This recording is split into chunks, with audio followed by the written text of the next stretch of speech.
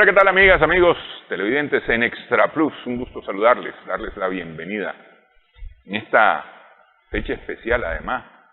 Fecha que no es exactamente de celebración en el sentido del festejo, del jolgorio, sino que fecha de recordación, fecha de reflexión.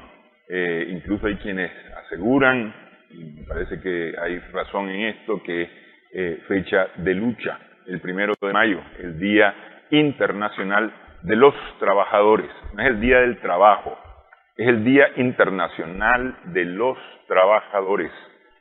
Ahora se dice también de las trabajadoras, de los y las trabajadores y trabajadoras.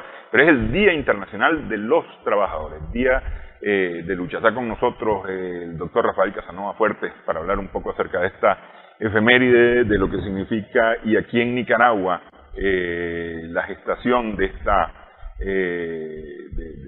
de la lucha de los trabajadores por alcanzar sus beneficios, su emancipación, uno de ellos, el Código del Trabajo, tal cual se conoce hoy, la seguridad social, son reivindicaciones de los trabajadores, el salario mínimo, la ley del salario mínimo, la jornada de 8 horas, que está dentro del código, por eso el código, pero está dentro del código, ¿no? Es decir, esos son logros de los trabajadores, a lo mejor hoy los vemos como muy naturales, muy normales, es decir, yo trabajo el sábado hasta el mediodía, trabajo de lunes a viernes de 8 a 5 y el sábado de 8 hasta el mediodía, pero antes no era así. Antes no era así, no eran esos horarios. Incluso sé que el domingo es mi día de descanso en mi trabajo, pero antes no era necesariamente así. ¿Un séptimo día? Sí. ¿O te pagaban el séptimo día? Gracias por estar con nosotros, doctor. Sí, muchas gracias a tu persona por estar aquí con los televidentes de Sumando Vigores. Cuando hablamos del 1 de mayo, primero es algo muy conocido que proviene de la lucha de los obreros en las naciones industrializadas. En este caso, el 1 de mayo se toma por las luchas que generan los obreros norteamericanos, todo en las ciudades norteamericanas, principalmente Chicago, donde se produjo la conocida masacre de Chicago, y luego el juicio amañado contra los trabajadores. Casualmente, la clase obrera, trabajadora, o la venta de su fuerza de trabajo proviene de cuando se desarrolla la revolución industrial en Inglaterra y luego se extiende a otros países. En el continente, por supuesto, en Norteamérica, ¿verdad? Por tanto, sus orígenes responden a una cierta circunstancia histórico-social, ¿no? A que cuando vemos ese fenómeno que plantea Carlos Marx, de presión y reacción, ¿verdad? Y de paso, ahora que topamos el caso de Carlos Marx, es uno de los ideólogos del socialismo en el siglo XX, en la primera década del siglo XX, que coexistía con otros tipos de alternativas socialistas, como era el de los socialistas utópicos y los socialistas libertarios, o mejor conocidos como anarquistas, de Mijaíl Bakunin. Esto evoluciona prácticamente en eso, y paralelo, no solamente hay una actitud teórica, sino de toda una experiencia práctica, que después es la parte de ello que se teoriza. Recordemos que se teoriza a partir de la experiencia. Sí. Y ahí surgen movimientos huelguísticos, los tejedores, que el cartismo, que son como antecedentes, y la Comuna de París, y el fenómeno que hablábamos hace poco, el de la Revolución Rusa. Que eso creó un hito porque se suponía que una revolución socialista, como alternativa al capitalismo, se iba a desarrollar en un país industrializado. En este caso se pensaba mucho en Alemania, el auge que tomó la industria alemana, Inglaterra, o los mismos Estados Unidos, donde también eran fuertes. Esto, si nos lleva a eso, a los países industrializados, nos preguntaríamos, pero ¿cómo pasa esto a los países con menor grado de desarrollo, o también llamados de la periferia? En este caso, lo que conocemos como América Latina, África y Asia, donde también se expanden las ideas socialistas. Son las ideas humanistas del socialismo. Porque bueno, es la búsqueda del ser humano y el estudio y el descubrimiento de Marx, a partir de estudiar la historia de las distintas etapas, plantea una alternativa para suceder el capitalismo. Porque él plantea los famosos 5 estadios, o los 4 estadios anteriores al socialismo, que son el esclavismo, la comunidad primitiva, el esclavismo, el feudalismo, el capitalismo y la alternativa del socialismo. Sí. Que eso lo llevó a tener contradicciones con Mijaíl Bakunin, que Mijaíl Bakunin planteaba la acción directa, destruir el Estado capitalista y construir las comunas. Él plantea la destrucción del capitalismo, pero construir el Estado socialista. Esa es una de las diferencias sustanciales, ¿verdad?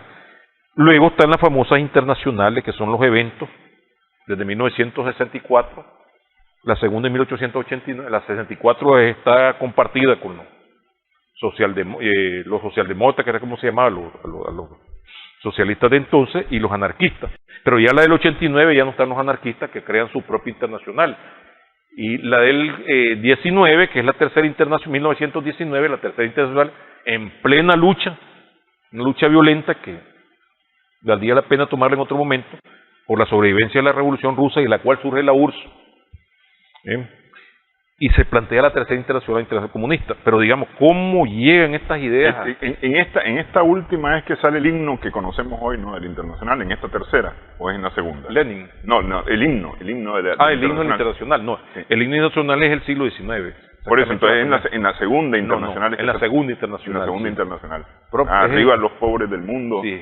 Hijo, han habido algunos cambios en la letra por la traducción, pero ahí es donde viene el internacional, que se convirtió en el himno de todos los partidos comunistas. Ok, a ver, la lucha de los trabajadores empieza con la industrialización, con la revolución industrial. Sí. Es decir, con el nacimiento de los obreros industriales. Porque antes teníamos obreros urbanos que se dedicaban a distintas labores artesanales. Y artesanales, pero estaban también los obreros del campo, los obreros rurales, que se dedicaban a la parte agropecuaria, al trabajo agropecuario. Es decir, trabajaban para patrones en el sector agropecuario. Pero estos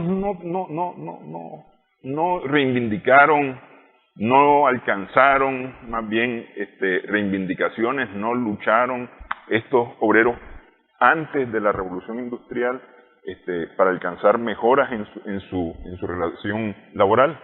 Recordemos que la fuerza productiva antes de la revolución industrial es el sector rural, es el siervo y luego el obrero agrícola, porque ya desde el fin del siglo IX empieza el clochering, el encerramiento, que prácticamente se desarrolla en los países con más desarrollo, donde se viene empujando la revolución industrial. Sí. Y hay un traslado, hay ruina de terratenientes y por supuesto también de campesinos que dependían de ellos. Y comienza el crecimiento urbano. Hay un traslado. Pero además de eso es muy importante destacar de que la burguesía no solamente se traslada o pasa a jugar un papel preponderante en el sector urbano, sino que también en el sector rural. Es decir, el campo se capitaliza, pues, realmente, pues. Ya no es la renta feudal hacia de la cual dependen del señor feudal, sino que prácticamente es un señor capitalista que adquiere las propiedades y las pone en renta, y ahí hay operarios agrícolas. Pero los protagonistas principales de estas luchas van a ser los obreros urbanos, los obreros de las industrias, quienes prácticamente van a jugar un rol de opositores al sistema. Claro, se pasa por todo un proceso. Está el movimiento ludista, que es el que destruye las máquinas. Sí. En ella se involucraban los artesanos, que se van quedando atrás porque viene el proceso ya de las grandes fábricas. Sí, sí. Ya el taller viene desapareciendo, pero vinieron feneciendo. Entonces, ¿cómo articular algo? Entonces viene el socialismo utópico. Hay que crear una nueva sociedad a través de la educación, el convencimiento, y formar una alternativa. Y ahí va a surgir, ahí viene Owen, Proudhon, en su etapa utópica, y todo un Fourier, toda una serie de dirigentes teóricos que teorizan alrededor de eso. Pero Carlos Marx, quien plantea a través de su estudio el capital, y descubre el fenómeno de la plusvalía, que es algo ya muy conocido. Sí. Entonces plantea de que hay que proponerse una nueva sociedad donde la plusvalía pase a ser en beneficio de la mayoría. De la mayoría, sí. No de una minoría. Es decir, está el fenómeno, también recordemos que existe la famosa gerencia. Había capitalistas que decían, bueno, yo nací con este capital, bueno, pero ¿qué sucede? Sus abuelos prácticamente heredaron la explotación de esos colectivos. Claro, entonces la herencia no solamente eran los bienes materiales, también los bienes humanos, ¿no? Hay una circunstancia que ese proceso de teorización y las ideas humanistas son inmediatamente combatidas por por supuesto, por los medios del gran capital, por la iglesia protestante y la iglesia católica, que anteriormente tuvieron contradicciones con el liberalismo, contra el voto universal, ahora están en contra de los sindicatos. Hasta que viene la Rerum Renovarum de León XIII, que prácticamente hay que oponerse al ateísmo, dicen, del comunismo, y a la vez al materialismo capitalista, pues ya un poquito menos 1891, si no me equivoco, que de ahí vienen surgiendo las tendencias llamadas demócratas cristianas o social cristianas. Pero esto prácticamente hay que preguntar, habían distintos puntos de vista con respecto a los llamados países del tercer mundo, el colonialismo.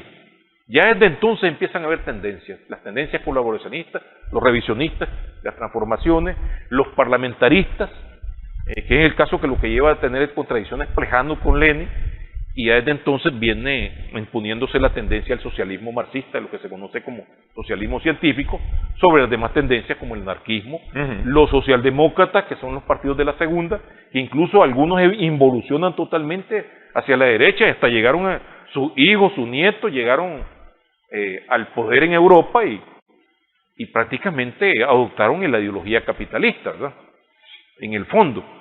Pero bien, ¿cómo llega a la América? Y cómo tal vez habría un poquito cómo llega a Nicaragua. Ok, vamos a hacer una pausa. Solamente quiero decir que ese fenómeno de la involución lo estamos viendo todavía hoy, en estos días. Es decir, con aquellos que dicen ser organizaciones, partidos de izquierda y están más a la derecha que a veces los partidos más conservadores.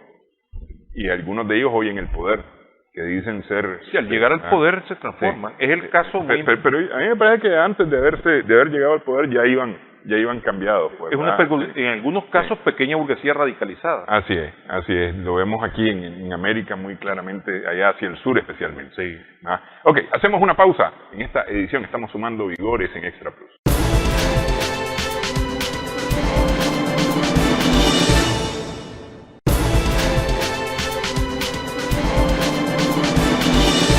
Continuamos sumando vigores en Extra Plus. Estamos conversando con el doctor Rafael Casanova Fuerte a propósito de el 1 de mayo, el Día Internacional de los Trabajadores.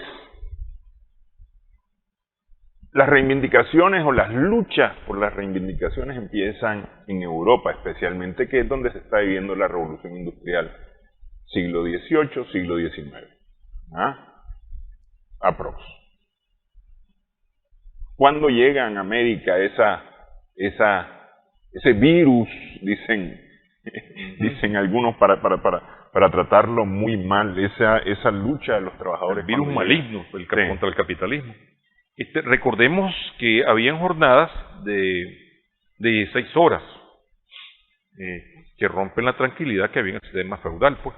En el mundo urbano, 12 horas y lo que se empieza a demandar desde la década del 50 son las 8 horas. Pero bien, si eso, como bien decía, sucede en los países industrializados, ¿cómo se traslada a los países no industrializados o los países de la periferia? Recordemos que en ese periodo estamos hablando de sociedades agrícolas. Algunas incluso no han alcanzado ni la independencia de España, como es el caso de Cuba y Puerto Rico, ¿verdad? En el caso de América Latina. Pero además en los países del Asia y del África también se extienden. Hay que ver de que algunos de los grandes líderes de las ideas socialistas atacaban al colonialismo. Habían algunos que tenían su reserva, que el colonialismo había sido positivo en tanto había ayudado a desarrollar las fuerzas productivas en el mundo colonial.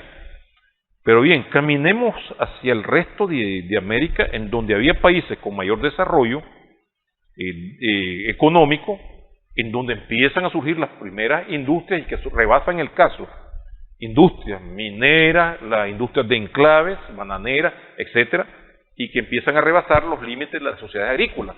En este caso tenemos el caso de Chile, Argentina, Brasil, México. No es casual, digamos, en donde en esos lugares empiecen a darse los primeros brotes. Y aquí permea mucho la migración, se ve favorecida por la migración europea de perseguidos. Sobre todo después de la Comuna de París hay una migración enorme de obreros europeos con cierto desarrollo político. Y muchos de estos movimientos surgen como movimientos también anarquistas. Y también vienen paralelo a eso, empiezan a desarrollarse ya las ideas del socialismo marxista, los primeros partidos socialistas que evolucionan después en los partidos comunistas.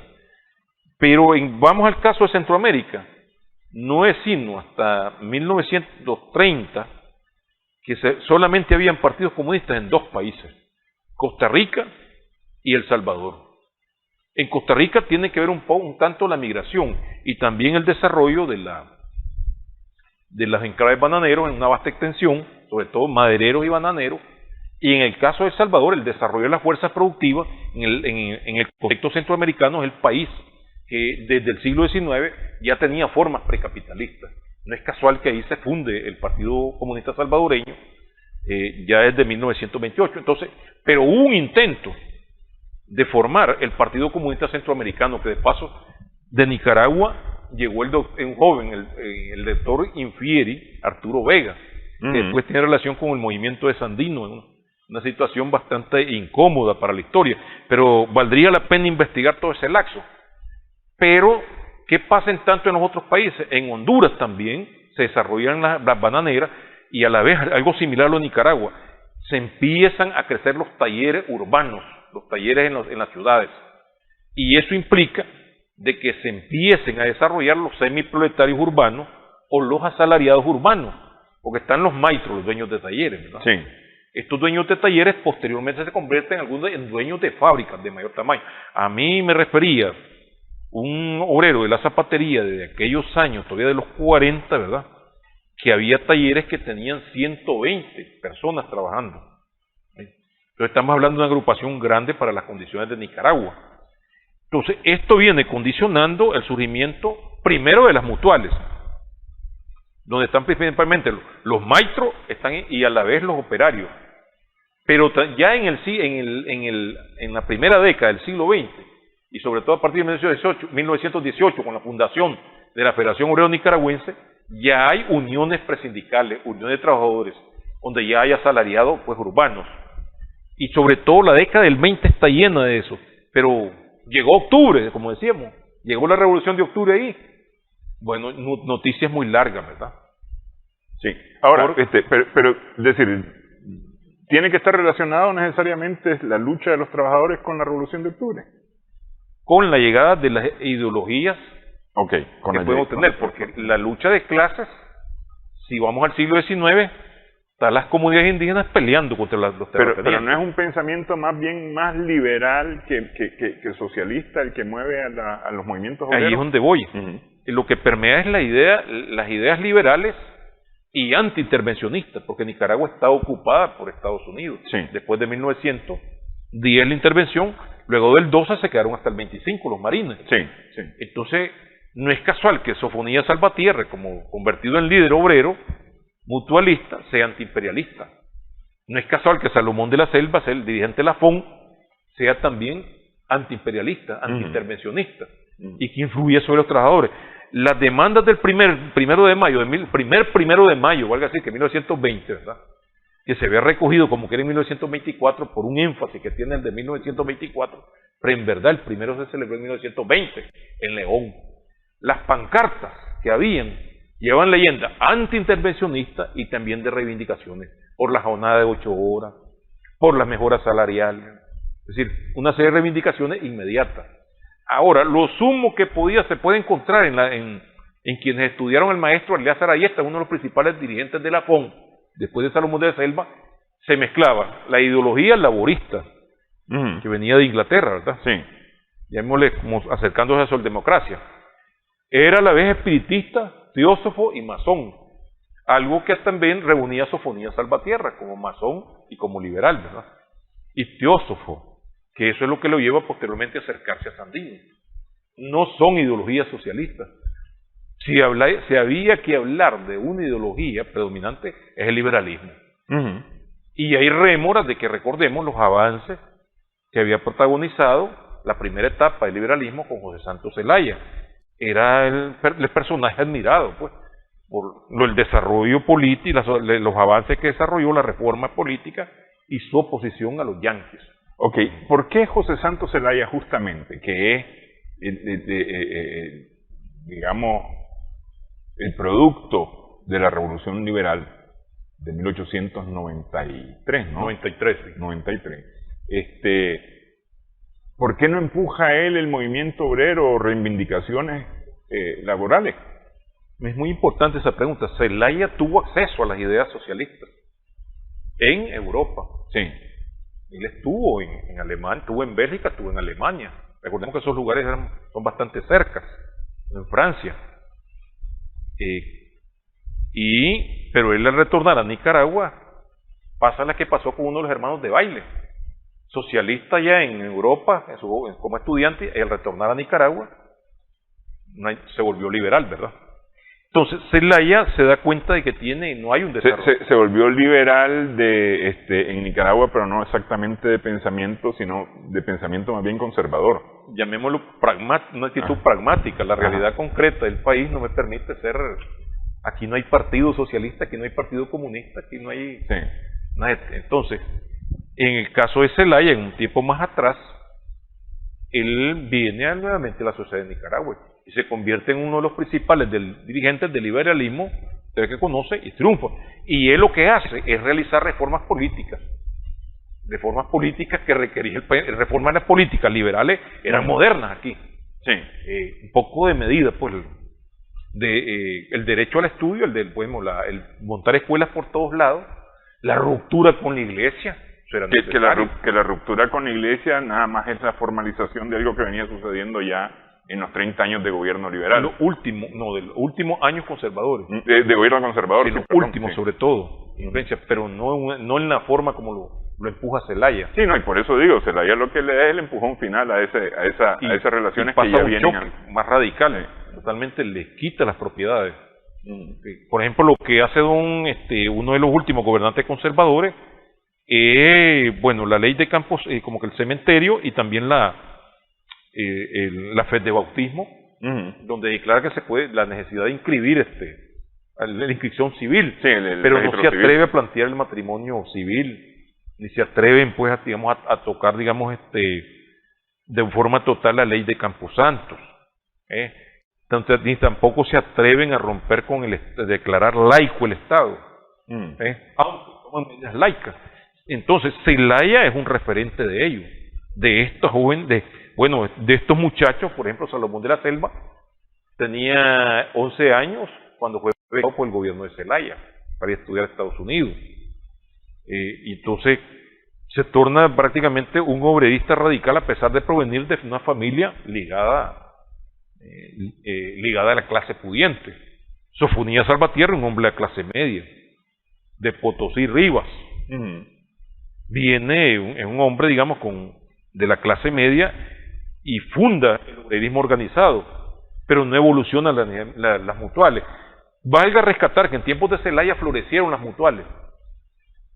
De ahí que estos mutualistas chavalos son los protagonistas en la lucha antiintervencionista. Pero ellos, ¿qué eran las mutuales? Bueno, eran ayuda mutua, por eso viene la palabra mutual. Sí. Recreativo, de ayuda, de una colaboración, por eso le decían, después vino el apodo en Tierra Muertos. Es decir, novia. Eran gremiales porque efectivamente reunían al gremio, pero no tenían ese espíritu de reivindicación gremial como tal. Sí. Era más social de alguna manera, pues, ese tipo de organización, que es el tipo de organización que se mantiene todavía hasta los 30, sí, con algún principio antiimperialista, ¿verdad? Pero no están peleando por derechos de los trabajadores, no están exigiendo derechos de trabajadores. Ya en los 20, en los organismos presindicales, las primeras huelgas que se dan en las sectores urbanos, sobre todo la huelga contra la fábrica de Constantino Pereira, ahí prácticamente logran mejoras salariales, y está de la demanda de las 8 horas. Entonces comienza a decir como clase para sí, de una forma transitoria, que nos llevaría hasta el 31. Y no se puede obviar aquí el movimiento de Sandino. Sí, hagamos la pausa para ver ese enlace que hay del movimiento obrero, el movimiento de Sandino, el movimiento antiimperialista de América, por el caso de Nicaragua. Hagamos la pausa, sí, y continuamos conversando aquí en esta edición. Estamos sumando vigor.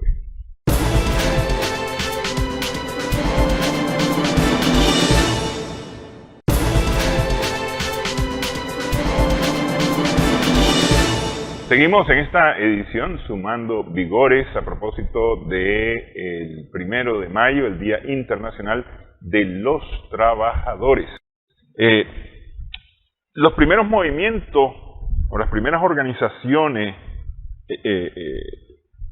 gremiales, sindicales en Nicaragua, decimos que tienen un carácter más que de lucha gremial, es más social, es decir, más comunitario, digamos. Social.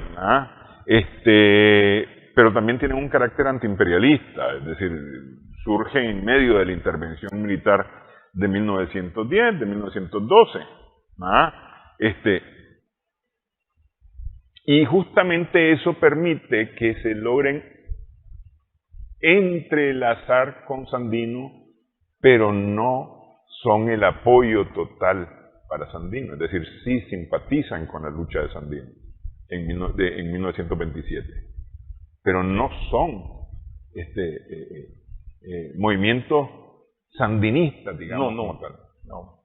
Irrumpe, recordemos que Sandino irrumpe de una forma inesperada, repentina, y recordemos que él viene de la luz, volvemos nuevamente a la influencia del liberalismo, sí, que es el EDCN, una tendencia que se escinde del liberalismo tradicional. Incluso por eso se le llama el Partido Liberal de la Segovia, y en mucha documentación, en las declaraciones que él da en el inicio de su lucha, en ese momento estamos escindidos. ¿Por qué? Porque Moncada ha traicionado y el liberalismo, la revolución liberal sigue en pie. No es casual que Sandino absorba, nuevamente volvemos, la ideología socialista y sobre todo la influencia del anarcosindicalismo en México, que es en donde está él trabaja en los enclaves mineros de Honduras, de México, e incluso el nacionalismo mexicano, que está muy fuerte. Sí. Todo ese elemento pues que incide sobre Sandino, que en algunos casos hemos planteado algunos ya sobre Sandino ese aspecto. Pero bueno, Sandino y el movimiento sindical caminan paralelos, pero no tienen vínculo. Sí, en el 32 coinciden en cuando el Partido Trabajador Nicaragüense, fundado en 1931, declara la abstención, al igual que Sandino, a la farsa electoral que monta el norteamericano en complicidad con la oligarquía interna. Vemos el discurso de Sandino: solo los obreros y campesinos llegarán hasta el fin. Sí. ¿Qué significa? Por mis venas circula más que ninguna otra la sangre india americana, étnico, social, popular. Solo los obreros y campesinos llegan hasta el fin, socialismo. Desde la concepción pues que tiene él, en ese caso. Pero está centrado en la figura de Sandino. Sí. Es seguido, recordemos con todo y todo, es un caudillo. No es una dirección colectiva. En el caso del primer partido obrero, sí es una dirección colectiva, el del 31, que ahí es un salto que se logra dar porque ya se comienza a organizar los primeros sindicatos y se plantea la formación de la Central de Trabajadores de Nicaragua, no la Social Cristiana, ¿verdad? Por ahí un historiador se pegó una equivocación enorme al colocar el Partido Social Cristiano en esa década, ¿verdad? Cuando surgió en 1957. Pero también el desarrollo de este partido está condicionado por las mismas circunstancias históricas del atraso cultural en medio de la lucha de Sandino. Yo diría que es la lucha de Sandino, eso ya se venía gestando, la necesidad de un partido, porque Arturo Vega quiere fundarlo, Leonardo Vázquez, que se separa de Lafón, llama el socialista, y se habla de que son unas dos personas embriones frustrados del anarquismo. No está comprobado, pero sucede de que todo este movimiento en Nicaragua, que sacude a América Latina de Sandino, tiene que incidir en los sectores obreros que pasan a organizarse y a plantear organización de sindicatos. Pero también está la confusión ideológica. Algunos, como Manuel Vivagaray, era partidario del socialismo. Carlos Pérez Bermúdez, este señor Salvador Sevilla, y bien algunos. Entonces, nos encontramos gentes de origen obrero, de origen artesanal y de origen trabajador que confluyen en la fundación del PTN. Y desde entonces empiezan a demandar el Código del Trabajo. Empiezan a demandar las 8 horas, la libertad de organización sindical, que Somoza juega con eso. Pero con la habilidad de Somoza logra crear un ala derecha dentro del Partido de los Trabajadores. al ala derecha la consiente, a la otra la reprime. Y esto es lo que produce la desaparición del Partido Trabajador Nicaragüense en 1938. El ala progresista, sus dirigentes del ala progresista salen para Costa Rica, retornan en un momento álgido de crecimiento de las industrias sustitutivas, del desarrollo de industrias, de distintos tipos de industrias, de obras de infraestructura, de crecimiento de la mano de obra salariada en la década del 40.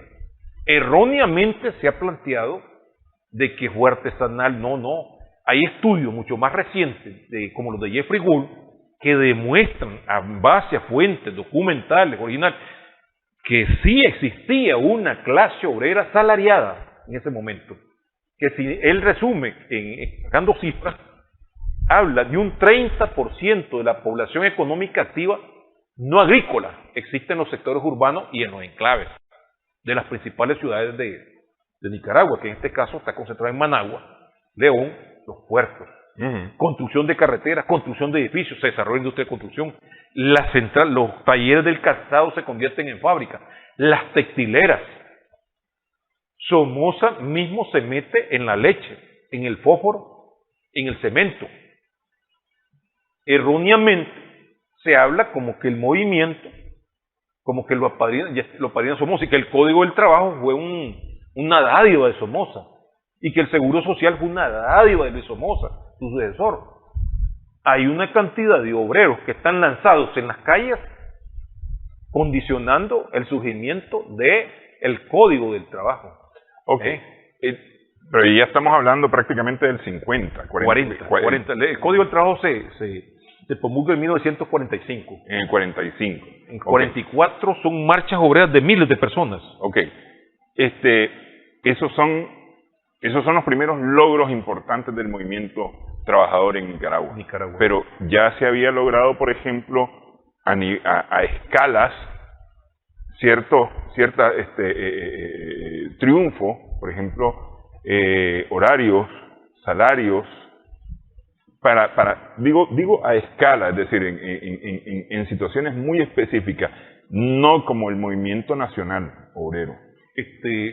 Es interesante ver que desde el 1943 en lo adelante hay una serie de huelgas obreras, son las primeras huelgas, y que se trasladan al sector, digamos, zapatería, textiles, construcción, en donde, en una circunstancia política también favorable, porque Somoza García tiene una conducta social demagógica. Él está claro que él se ha apropiado de la dirección del liberalismo, y ya se viene produciendo una sesión del liberalismo tradicional, ¿verdad? Y además hay un aumento en la oposición conservadora. Y a la vez está el fenómeno internacional de la Segunda Guerra Mundial. Fíjense bien un detalle. La Segunda Guerra Mundial implica que no entren una gran cantidad de productos. Surgen, se fortalecen las sustitutivas. En este caso, sobre todo las textiles, además de las otras industrias que hablábamos. En lo cual Somoza mismo y otros empresarios, como los Pasos, se meten a crear prácticamente las fábricas de textiles, que concentran ya a centenas de trabajadores. Estábamos hablando prácticamente de una concentración de asalariados urbanos. Y surge ese bisoño, ese grupo de jóvenes novatos que provienen de la escuela costarricense, ya han estudiado marxismo-leninismo, porque nos decían, no, estudiamos más a Lenin que a Marx, decía el difunto Armando Amador, que era un dirigente de esa época. Y comienza la divulgación de las ideas socialistas, y Somoza se hace de la vista gorda, ya me parece decir algo, de esas marchas obreras. Incluso él mismo participa, y aprovechando los remanentes del PTN, donde de esa misma ala derecha, la vuelve a reinyectar dentro de ese movimiento. Y es donde se crea la Confederación. Después de distintos esfuerzos, el Comité Obrero Intergremial tenía, el ala somocista tenía otra, el ala socialista otra, y fundan la Confederación General del Trabajo. Es muy importante esto porque los dirigentes sindicales desde ese momento, que están controlados por Somoza, buscaban cómo estar más cerca de Somoza, de sus discursos, y los socialistas se vienen apropiando de las bases. Y posteriormente la FTM, que es la Federación de Trabajadores de Managua, viene surgiendo como el recurso para que después en el 61 se forme la CGT independiente totalmente controlada por los socialistas. Se le lleva a las bases. Sí. Casi se habla de un 85% de las bases sindicales. La CGT, que es la Central General de Trabajadores, que sobrevive todavía el día de hoy. La CGT independiente. Bueno, debe ser rémoras de... ¿Cómo se llama Sí, porque es decir, CST, CGT. CGT, Ah, CGT. sí. Entonces, ¿qué sucede? De que Somoza en un inicio se hace de la vista gorda. Pero también estos jóvenes que son atacados por la oposición del Partido Liberal Independiente, el ala dirigente y el ala de derecha que domina la dirección del PLI y la oposición conservadora, sus consignas y sus discursos están contra el Código del Trabajo, contra toda una serie de reivindicaciones obreras, sí, contra Somoza, pero también, incluso hay algunos discursos decían que Somoza se está volviendo comunista. Entonces ellos consideran a Somoza el mal menor, pero hay discursos que, bueno, los historiadores obreros reconocen de que había, porque son pocos estudios que hay, no se encuentra un dirigente socialista, un dirigente sandinista que haya estudiado con el debido detenimiento este tipo de lucha. Se centraron más en el aspecto patriótico, pegando los famosos saltos de Sandino a Rigoberto, de Rigoberto a Carlos y a la fundación del Frente. Pero este lapso es muy importante, porque ahí es donde se educa toda una generación que incluso va a fundar y después va a nutrir el Frente Sandinista. Ok, vamos a hacer la pausa, porque por ahí quería caer en algún momento. El aporte del movimiento trabajador, del movimiento obrero, porque digo trabajador porque lo cierto es que hay obreros, hay artesanos, pero también hay cuentapropistas, pero también hay obreros rurales, obreros del campo. Que eso es muy importante. Vamos a regresar en breve en esta conversación en Sumando Vigores.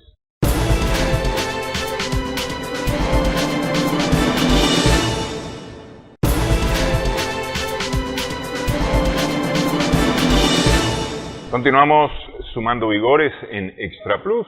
Conversamos con el doctor Rafael Casanova Fuertes a propósito de el 1 de mayo, Día Internacional de los Trabajadores aquí en Nicaragua. ¿Este movimiento tiene ideología o es solamente un asunto de clase, de gremio? Porque dijimos, del movimiento obrero salen cuadros que se integrarán eventualmente al guerrillero Frente Sandinista. Eventual y definitivamente. ¿De dónde surgió Carlos Fonseca?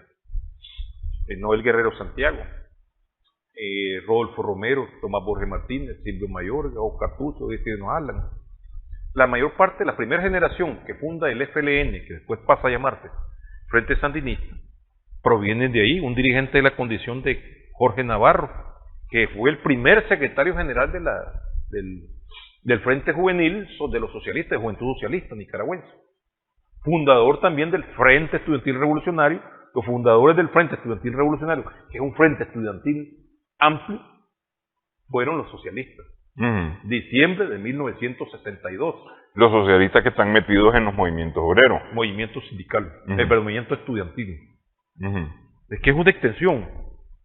Hay unas etapas, digamos, yo diría que la etapa reformista, en primer lugar, Somoza, cuando ve que no los puede controlar, de ahí el trabajo de Bull, que le llama amigos peligrosos, enemigos mortales. Y él dice que al final los socialistas terminaron ganándole batalla a Somoza García, o que lograron, metidos dentro de la alianza con la CGT, con el ala somocista, lograron quitarle las bases y hacer entendido territorial, divulgar las ideas socialistas, tornarlas atractivas ante amplios sectores juveniles, entre ellos algunos de los que mencionamos. Entonces al final lograron ganarle la batalla. Y eso es unos aportes que hay que reconocer en la historia. ¿Sí? Vamos a ver la historia como perspectiva de proceso. Vuelvo a repetir, 3 alternativas revolucionarias. La de Sandino, por la vía político-militar. La segunda es la político-organizativa, que es la que funda los socialistas en el 44. Y la tercera, que corre paralelo, que es un desprendimiento del Partido Socialista, es el Frente Sandinista de Liberación Nacional, que es la que logra conducir. pero caminan después paralelo. Es interesante el análisis que hace José Benito Escobar, refiriéndose a la acción de Rigoberto, dice, la acción de Rigoberto, junto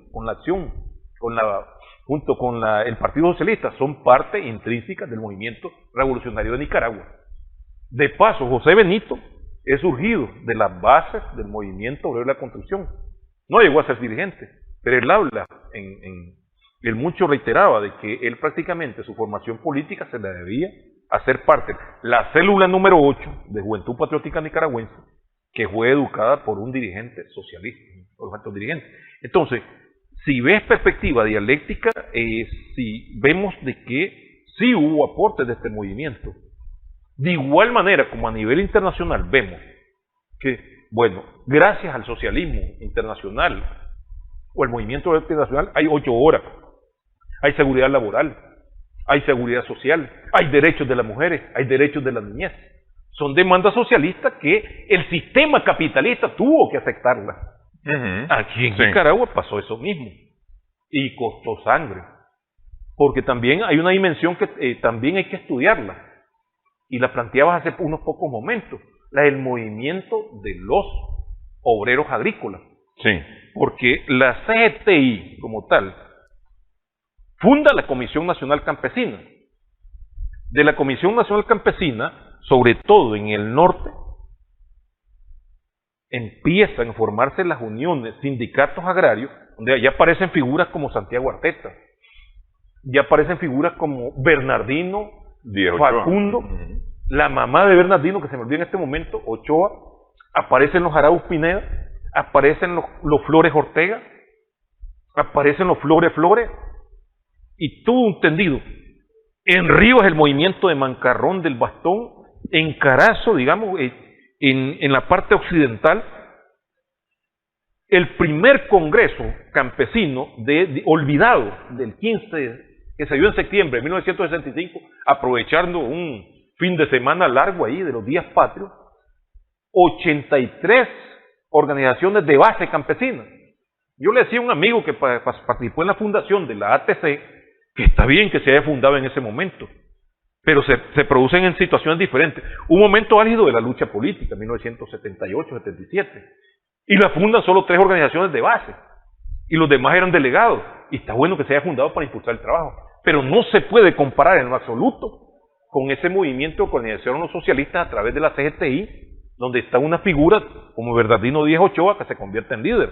Estás hablando de un movimiento que tenía representación campesina de todo el país, de todo el país, y que eso preocupa a la dictadura, que eso preocupa al aparato represivo. Y aprovecharon el movimiento de Pancasán y la guerrilla cínica para desarrollar una vasta represión que incluyó pues hasta asesinatos. Entonces veía, hace poco conversaba con un señor de aquellos tiempos que hubo 1 de mayo celebrados en La Tronca, por ejemplo, asambleas donde están un poco de campesinos, y las marchas hasta prohibidas en 1967, Matagalpa, Jinotega, 67. Ajá. Fue prohibido, ya fueron prohibidos. ¿Cuándo se celebra por primera vez con actividad gremial, con actividad sindical, actividad obrera? El primero de mayo que se celebra es en 1920 y es la FON. Y lo celebran el año siguiente, lo celebran primero en León, luego en Managua, luego de nuevo en León. Alternan. Viene la guerra del 26, se suspenden. El PTN empezó a celebrarlo, pero también se suspenden por la misma represión. En el 40 se da esa posibilidad de la apertura que da Somoza, ¿verdad? Que Somoza en ese momento en la alianza norteamericana con la URSS es antifascista también, y entonces él permite, se hace de la vista gorda, pero además participa él en algunos mitines del 1 de mayo. Bueno, a ver, y la fundación de las casas del obrero. Exacto, es que a eso iba en el año 56, cuando es ajusticiado, él está en la casa del obrero. En León, sí. Las casas del obrero, por lo regular, las asumen como dirección las aristocracias obreras, pero permiten que las centrales sindicales independientes, de acuerdo a los estatutos, al Código del Trabajo, se establezcan. Hay una cuestión que hay que perder, hay una perspectiva que no podemos perder. Somoza monta las casas del obrero tratando de ejercer control del movimiento obrero y quedar bien, aquí está el líder obrero. los trabajadores le tendían trampas en los mitines, lo dejaban de último. Se habla de un mitin en Managua enorme de 20.000 obreros, pero dicen que cuando llegó a hablar Somoza solo estaba el 10%, ¿no? Se iban temprano. Somoza rompe con este movimiento cuando ve que no lo puede controlar y viene la represión, que es la famosa gran represión recordada del 48.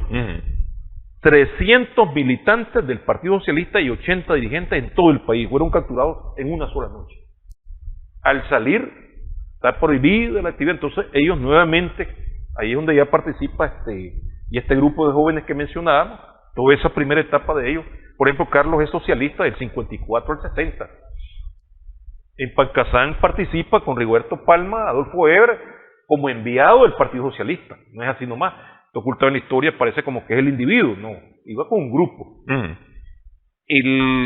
Este sector vuelve a reorganizarse y diríamos, la ruptura total con el reformismo, yo lo ubico el 57, que también ahí participa Carlos Nicolás Arrieta, el movimiento de la Liga de Inquilinos. La ley de inquilinato, que de paso, igual que el Código del Trabajo, es un logro de los sectores populares, lucha. Y en el 59 que se establecen las relaciones internacionales que permiten ya con prácticamente a nivel sindical con la Federación Sindical. A nivel de los frentes femeniles con la FEDIN. En Nicaragua, ya para ir cerrando el programa, en Nicaragua, este código laboral original de Somoza, ¿qué tan distinto es al actual código laboral? Han habido, fíjate que no se puede desestimar ese código del trabajo. Han habido algunas reformas, pero es el referente. En 1945 es un salto de calidad en el sentido de que el Estado se convierte como el mediador capital-trabajo. Antes no se podía. Y hay una serie de leyes que favorecen a la clase trabajadora. Es ahí donde está la concepción leninista, ¿verdad? Que después la defendía, una de las tendencias del frente, de aprovechar los espacios legales que te daba el sistema capitalista. Y había que aprovecharlo. ¿Se pueden hacer los campesinos? Vamos al Código del Trabajo, la Comisión Nacional Campesina. Y hay un momento que, es decir, la concesión del sistema te lo hace porque lo tienen la mayoría de los países. Pero siempre, en el caso de Somoza García, creían que lo podían controlar. Ya se dan cuenta que no lo pueden controlar y comienza la vasta represión. Entonces vienen las dos alternativas. La política organizativa, que desarrolla la violencia contra el sistema, es falso totalmente esa cuestión de Pacífico. Si examinamos los acuerdos del octavo Congreso de la CGTI, sus acuerdos son eminentemente revolucionarios. Y si vemos ahí esa parte donde en un discurso, Domingo Sánchez, en 1964 dice, lo único que puede garantizar a los campesinos es un gobierno popular. Están demandando implícitamente la toma del poder político. Lo que pasa es que con las fuertes polémicas que se dan sobre todo en UNAM, entre los brazos, el brazo juvenil de los socialistas con el brazo juvenil del frente, que es el FER, otro, bueno, lo que se decían ayer eran barbaridades, ¿verdad? Pero ya viéndolo con calma, en la esencia de las cosas, no era así. Lo que pasa es que aquellos planteaban, están las condiciones dadas ya para la violencia armada. Y aquellos decían, no están las condiciones maduras. Pero bueno, lo importante es que paralelo a esa actividad político-militar del Frente Sandinista, caminó una actividad político-organizativa dirigida por el Partido Socialista, que favoreció, nutrió al Frente Sandinista de Liberación Nacional, que fue la organización que condujo al pueblo hacia la toma del poder político en 1979. Así es. Y se dio la RPF. 1 de mayo, Día Internacional de los Trabajadores. Tenemos un mes bien cargado de actividades. A ver, 1 de mayo, Día Internacional de los Trabajadores. 4 de mayo, Día de la Dignidad Nacional. 9 de mayo, la victoria sobre el fascismo nazi de Alemania, Italia, Japón. 18 de mayo. El 18 de mayo, el nacimiento de Sandino. Y por supuesto, el 30 de mayo, el Día de la Madre. Este es un mes de mucha actividad. Muchas gracias, doctor. Muchas gracias a tu persona por tu oportunidad. Y saludo a los televidentes de Extra Plus y Sumando Vigores. Gracias. Para los trabajadores, un saludo en este día de lucha.